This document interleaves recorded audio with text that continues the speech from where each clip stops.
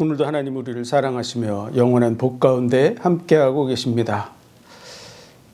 그 복과 은혜를 누리는 저와 여러분이 되시길 바랍니다. 하나님의 말씀은 고린도전서 4장 14절부터 21절까지의 말씀입니다. 봉독해 드립니다. 내가 너희를 부끄럽게 하려고 이것을 쓰는 것이 아니라 오직 너희를 내 사랑하는 자녀같이 권하려 하는 것이라.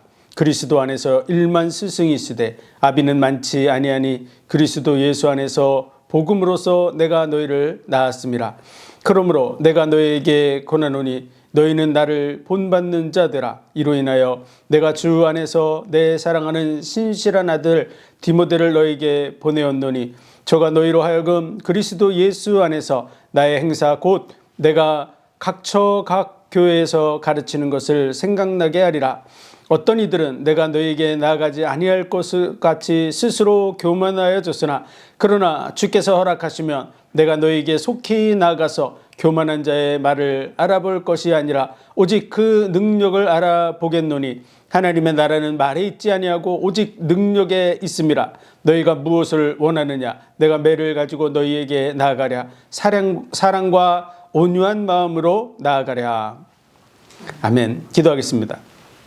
하나님 은혜와 사랑과 복 주신 감사합니다. 오늘도 귀한 말씀을 통해서 주님의 선하시며 기뻐하시며 온전하신 뜻이 무엇인가 분별하고 그 뜻대로 나아가며 또 많은 영혼들을 그 가운데로 인도하는 우리의 삶이 되게 하옵소서. 모든 영광을 주님 받으시기 원하며 예수 그리스도 이름으로 감사하며 기도하옵나이다.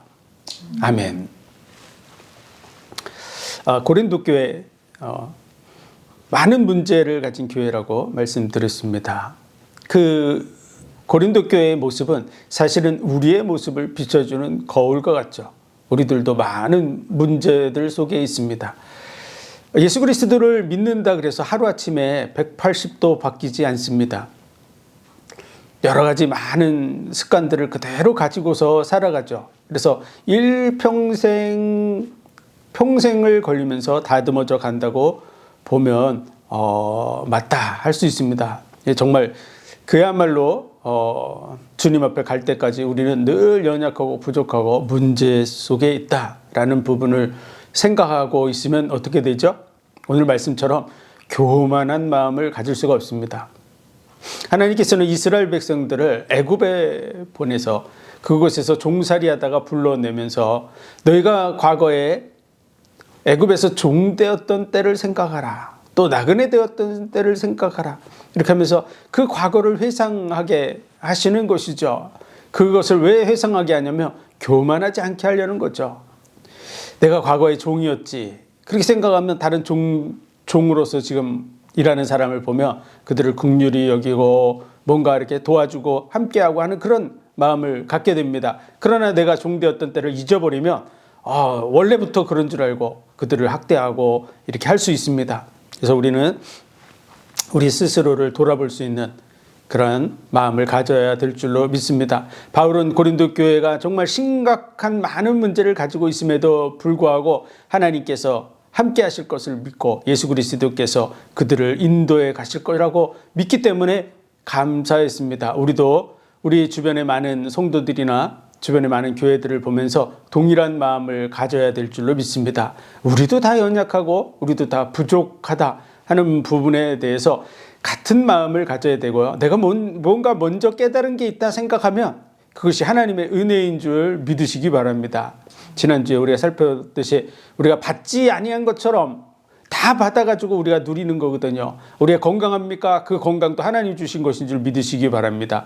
내가 아무리 노력해도 하나님이 허용하지 않으면 우리는 늘 연약함 속에서 살아가든지 아니면 불구자로 살아가든지 그럴 수 있습니다. 하나님께서 건강하게 하신 것도 감사해야 되고요. 또 지혜가 있습니까? 그 지혜도 하나님 주신 것인 줄 믿으시기 바랍니다. 반대편을 생각해 보면 알 수 있어요. 연약하고 싶어서 연약한 사람이 누가 있습니까? 또 바보같이 이렇게 공부도 못하고 지혜도 없고 이런 삶을 살고 싶은 사람이 지구상에 누가 있겠습니까? 그러나 나에게 지혜를 주시고 뭔가 잘 깨닫는 그런 은혜를 주시고 지식을 주시고 건강을 주셨다. 그 자체가 하나님의 은혜라고 하는 사실을 우리는 알아야 됩니다. 그럼 교만할 게 없죠. 내가 은혜로 살고 있다. 그런 속에서 우리는 꼭 지금 1장서부터 4장 마지막까지 왔는데요. 이 말씀 속에서 가장 핵심적인 구절이 뭐냐? 그럼 같은 말, 같은 마음, 같은 뜻으로 합하라는 거야. 어떻게? 예수 그리스도와 십자가 중심으로 같은 말, 같은 마음, 같은 뜻이 돼야 됩니다. 유대인들은 표적을 구하고 헬라인은 지혜를 구하나 우리는 십자가에 못 박힌 그리스도를 전하니 그리스도는 하나님의 능력이요 하나님의 지혜다 이렇게 말하고 있죠. 그래서 그 능력과 지혜, 그 예수 그리스도, 십자가에 못 박힌 예수 그리스도를 증거하는 그 중심이 하나가 되어져야 된다고 하는 그 의미를 우리에게 말해주고 있는 것입니다. 그런 속에서 지금 4장 마지막 절까지 이끌어온다는 사실을 기억해야 됩니다. 그래서 오늘 본문의 말씀도 마찬가지죠. 내가 너희를 부끄럽게 하려고 이것을 쓰는 것이 아니라 오직 너희를 내 사랑하는 자녀같이 권하는 것이라. 너희를 내 자녀같이 생각하기 때문에 내가 지금 이 말을 전하는 것이다 이런 말이죠. 그리스도 안에서 1만 스승이 있으되 이것은 가르치는 사람들이 많이 있죠 주변에. 그러나 아비는 많지 아니하니 그리스도 예수 안에서 복음으로써 내가 너희를 낳았음이라. 고린도 교회를 개척하고 그 교회의 성도들을 전도해서 그들로 하여금 예수 그리스도를 믿게 해서 고린도 교회가 되게 했던 사람, 그 사람이 바울이죠. 그래서 진짜 낳은 자녀는 아니지만 그러나 아비가 자식을 사랑하는 그 마음으로 품고 있는 바울의 심정을 말해주고 있는 것입니다. 그래서 아비가 자식을 권하는 것처럼 내가 너희를 권하는 것이다 이런 말이죠. 그러므로 내가 너희에게 권하노니 너희는 나를 본받는 자 되라. 뭘 본받으라 그럴까요? 여기 너희는 나를 본받는 자 되라. 그 말씀만 가지고 바울에 대한 많은 부분들, 그 신약 성경에 나온 모든 그 부분들을 다 끌어당겨 가지고 바울처럼 하는 삶을 살아야지 이런 생각을 하게 하는 그런 의미가 아닙니다. 우리는 고린도 교회 성도들이 이 글을 읽으면서 이 글을 통해서 말해주려고 하는 게 뭔가를 생각해야죠. 고린도 교회 성도들은 그 생각을 하지. 바울이 지금 에베소 교회에서 뭘 하고 있는지 그런 생각을 하고 있지 않다는 거야. 우리도 마찬가지죠. 우리에게 누군가가 편지를 보냈어요. 그럼 우리 형편 속에서 생각하죠. 그리고 그 받은 편지의 내용을 중심으로 생각하는 것이 당연한 것이지 받지도 않은 편지에 대한 생각을 하고 있다. 그런 건 말이 안 되는 거죠. 그래서 너희는 나를 본받는 자가 되라. 그러면 그 앞에 뭘 본받으라고 얘기하고 있는지를 생각해 보면 되겠죠. 이로 인하여 내가 주 안에서 내 사랑하고 신실한 아들 디모데를 너희에게 보내었노니 저가 너희로 하여금 그리스도 예수 안에서 나의 행사 곧 내가 각처 각 교회에서 가르치는 것을 생각나게 하리라. 각처 그랬는데 이게 원래는 그 원어의 뜻을 보면 세계 각국을 돌아다니면서 여기저기 그 복음을 전하는 이 일에 대한 얘기를 하는 것입니다. 그래서 바울이 어느 곳에 가든지 뭘 전했겠어요? 예수 그리스도와 십자가를 전했다 그 말이야. 예수 그리스도와 십자가. 바울 자신을 드러내지 않은 거야. 자기를 드러내고 나 중심으로 뭔가 뭉치도록 이렇게 안 했다는 거야. 바울파, 게바파, 아볼로파 이렇게 파를 나누고 세상의 지식과 철학을 섞어가지고 그런 부분을 하지 않았다는 거야. 오직 예수 그리스도와 십자가만 나타내게 하려고 두렵고 떨리는 마음으로 내가 정말 나를 쳐서 복종시켜가면서 그 일을 했다고 하는 것이죠. 그래서 내가 정말 오직 예수 그리스도와 십자가만을 드러내려고 노력해 왔던 것 같이 너희도 나를 본받는 자가 되라. 정말 예수 그리스도와 십자가 위에. 그래서 이 예수 그리스도와 십자가 위에 다른 것으로 세우면 마지막 심판이 이루어질 때 만약 세상 철학이 들어가서 그의 신앙이 이루어졌다면 그것이 어떻게 되겠습니까? 결국은 그 공력이 불타게 된다고 하는 그 표현대로 그렇게 되게 되겠죠. 그래서 정말 오직 예수 그리스도와 십자가 중심으로 우리가 온전한 신앙 생활을 해 나가야 될 줄로 믿습니다. 사람 중심, 철학, 세상의 철학 그런 것이 중심이 되어서는 안 될 것입니다. 그래서 우리가 이 지구상에 돌아다니면서 복음을 전해보면요, 사실 예수 그리스도와 십자가 중심으로만 계속 복음을 전해도 들을 수 있는 시간들이 많지 않아요. 그런데 이 신앙은 그냥 한 번 듣고 두 번 듣는다고 내게 되는 게 아닙니다. 그래서 믿음은 들음에서 나고 들음은 그리스도의 말씀으로 말미암는다고 말하고, 말씀이 매우 가까워서 내 입에 있고 마음에 있은지 행할 수 있다고, 이것이 우리가 전파하는 믿음의 말씀이라고 말하는 것처럼, 정말 예수 그리스도와 십자가 중심의 말씀을 계속 확인하고 또 듣고 확인하고 또 듣고, 이걸 끊임없이 하며 우리 속에 충실하게 믿음이 견고하게 돼서 그 어떤 유혹과 환난과 문제 속에서도 오직 예수 그리스도와 십자가 중심으로 서게 됩니다. 근데 다른 많은 사상이 들어가죠. 그러면 흔들려 버린다 그 말이에요. 그것 때문에. 지금 평안할 때는 괜찮아 보이지만 심각한 문제가 오면 우리 속에 가득한 다른 것이 나오게 됩니다. 내 속에 무엇이 가득한가? 그거에 따라서 나누어진다는 사실을 알아야 됩니다. 그래서 내가 내 사랑하는 신실한 아들 디모데를 보내는데, 그가 바로 내가 어느 곳에 가든지 이 예수 그리스도와 십자가 중심의 복음을 전하는 것, 그것을 생각나게 하고 알게 할 것이다라고 말하는 것이죠. 어떤 이들은 내가 너에게 나아가지 아니할 것 같이 스스로 교만하여졌으나, 그러나 주께서 허락하시면 내가 너에게 속히 나아가서 교만한 자의 말을 알아볼 것이 아니라 오직 그 능력을 알아보겠노니, 하나님의 나라는 말에 있지 아니하고 오직 능력에 있음이라. 너희가 무엇을 원하느냐? 내가 매를 가지고 너희에게 나아가랴. 사랑과 온유한 마음으로 나아가랴. 여기서 나타나는 능력이 뭘까요? 그들에게 무슨 능력을 알아본다는 거야? 뭐 방언을 하느니, 표적을 나타내느니, 그런 능력을 말할까요? 아니면 뭐 철봉을 몇 개 할 수 있는 능력을 말하는 거, 달리기를 열심히 할 수 있는 능력을 말하는 거겠어요? 무슨 능력을 말하겠어요? 다른 언급된, 지금 앞에 서술된 내용이 하나도 없잖아요. 어떤 능력을 알아보겠다 이런. 오직 앞에서도 언급했듯이 유대인들은 표적을 구하는 거야. 기적이 나타나고 뭐가 그런 부분을 구하는 거예요. 그걸 능력이라고 생각하고 있는 것이죠. 그리고 헬라인들은 뭘 구한다고요? 지혜를 구해요. 말 잘하는 거, 철학적으로 말하는 거, 뭔가 특별한 어떤 생각을 가지고 있는 이런 거, 그걸 능력이라고 생각하는 것이죠. 그러나 우리는 십자가에 못 박힌 예수 그리스도를 전하니 이것이 하나님의 지혜고 하나님의 능력이다. 그래서 그들에게서 가서 그 개바파 아볼로파로 나눠져 있고 분열되어 있고, 그런 속에서 정말 예수 그리스도 중심으로 되어 있는지 안 되어 있는지를 보겠다고 하는 그런 의미라는 걸 알아야 됩니다. 그래서 능력이라는 단어가 쭉 연결돼서 되어져 있는데, 그 능력을 다른 것으로, 그래서 당신이 뭔가 어떤 특별한 능력, 뭐 병 고치는 능력이 있는지, 아니면 방언을 말하는 능력이 있는지, 방언 통변하는 능력이 있는지, 그런 거 알아보겠다는 뜻이 아니에요. 그렇게 이 확대 해석하는 것은 이 본질을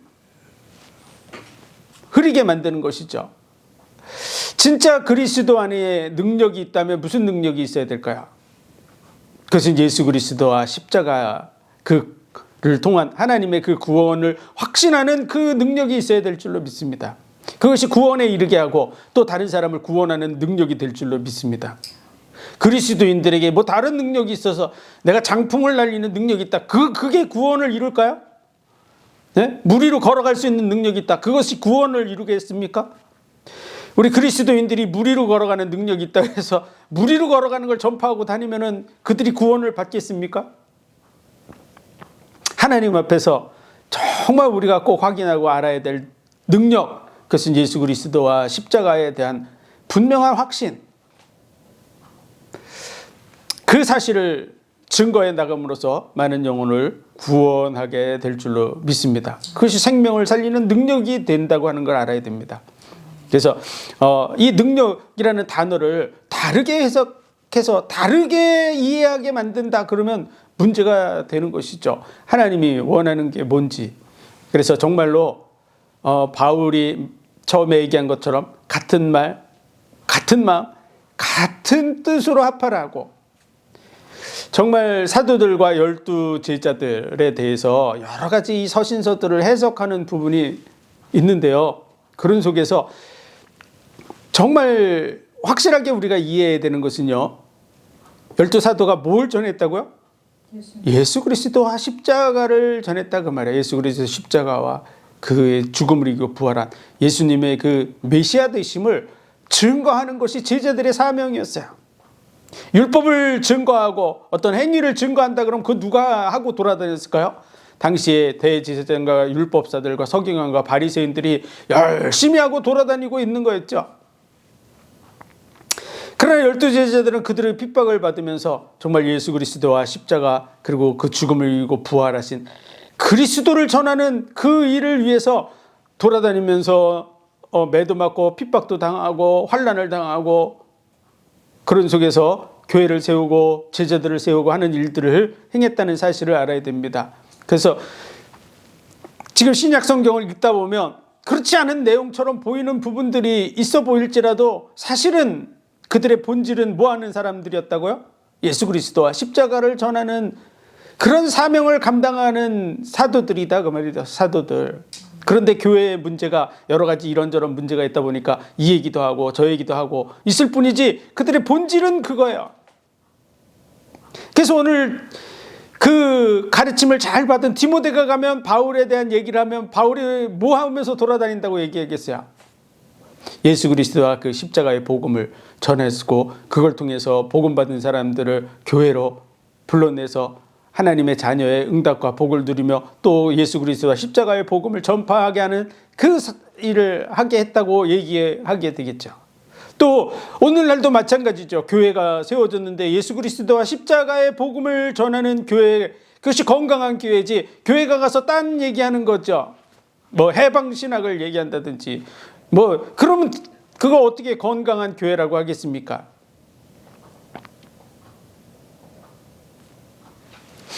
우리는 이 교회들 정말 그리스도 안에서 세워진 교회라 그러면 당연히 해야 될 그것을 놓치면 안 됩니다.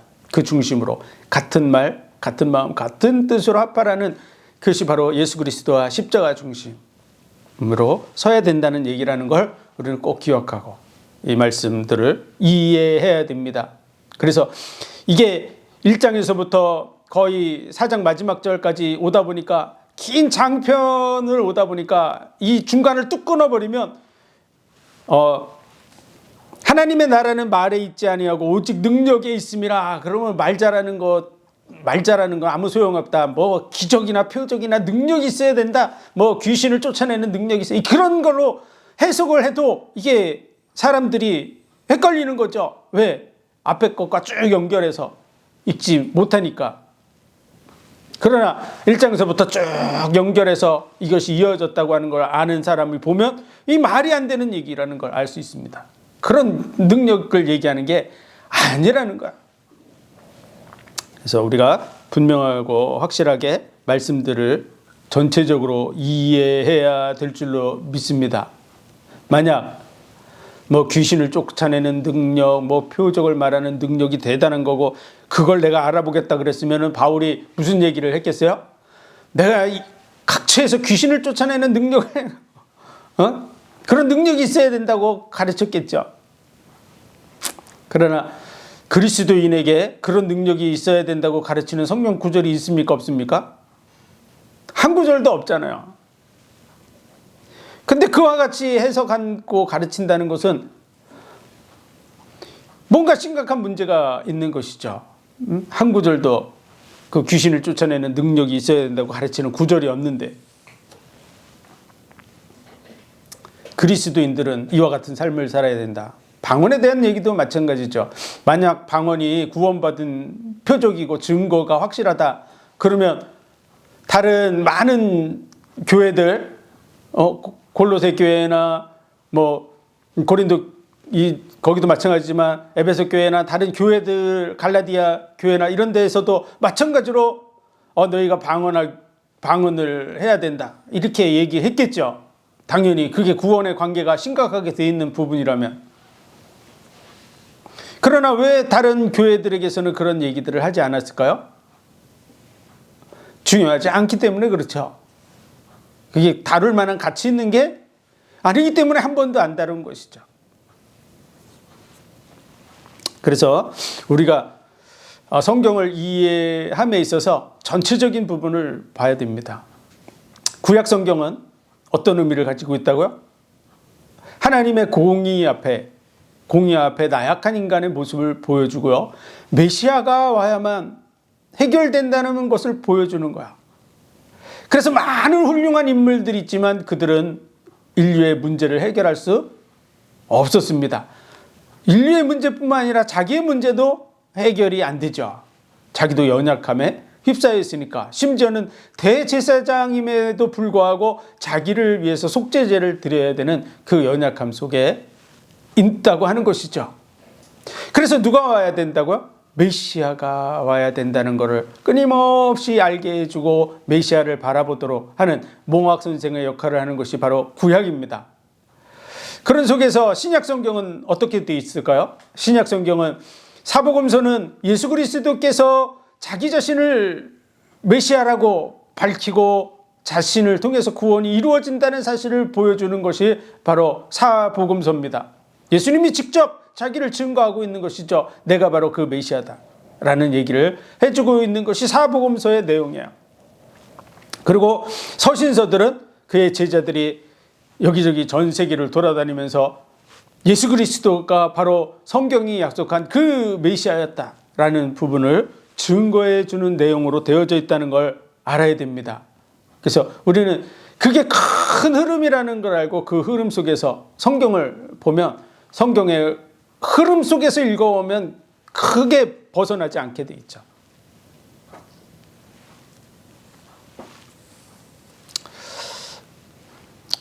오늘 고린도 전서 4장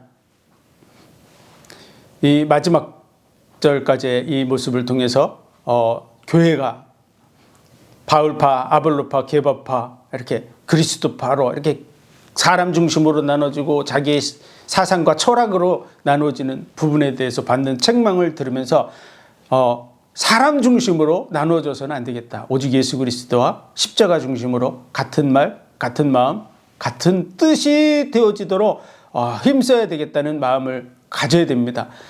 모든 지구상에 있는 교회가 오늘 고린도 전서의 이 내용을 통해서 진짜 그 마음으로 가야 돼요. 지금 한국의 교회들도 사분오열되어 있는 것이 너무 많죠. 그래서 예수 그리스도와 십자가 하나님의 말씀을 중심으로 하나가 되어져서 한 목소리를 내야 되죠. 그리고 같은 마음이 되어지고 같은 뜻으로 움직여 나가야 될 줄로 믿습니다. 교회는 다르고 지역은 다르고 교단은 다를지라도 같이 얘기해 보면 같은 말, 같은 마음, 같은 뜻이라고 하는 걸 모든 사람이 알도록 그렇게 만들어야 됩니다. 여기서 벗어나서 끝까지 다른 데로 가면 결국은 이단에 속한 자가 되는 것이죠. 그가 거짓 선지자고 적그리스도고 그렇게 되는 겁니다. 본질을 흐리고 사람이 중심이 되고 이런 부분이 되지 않도록 우리가 하나님의 말씀 안에서 하나가 되어져 나가야 될 줄로 믿습니다. 누리시기를 주의 이름으로 축원드립니다. 기도하겠습니다. 하나님 은혜와 사랑 복 주신 감사합니다. 많은 문제를 가지고 있는 고린도 교회와 같이 우리들도 많은 문제를 가지고 있습니다. 그러나 시간이 지날수록 예수 그리스도와 십자가 중심으로 같은 말, 같은 마음, 같은 뜻으로 하나가 되어져 가게 도와주시고 또 전 세계에 많은 교회들이 있지만 시간이 지날수록 이 부분에서 하나가 되어져서 오직 예수 그리스도와 십자가 중심으로 굳게 서나가는 교회들이 되게 하여 주옵소서. 모든 영광을 주님 받으시기 원하며 예수 그리스도 이름으로 감사하며 기도하옵나이다. 아멘.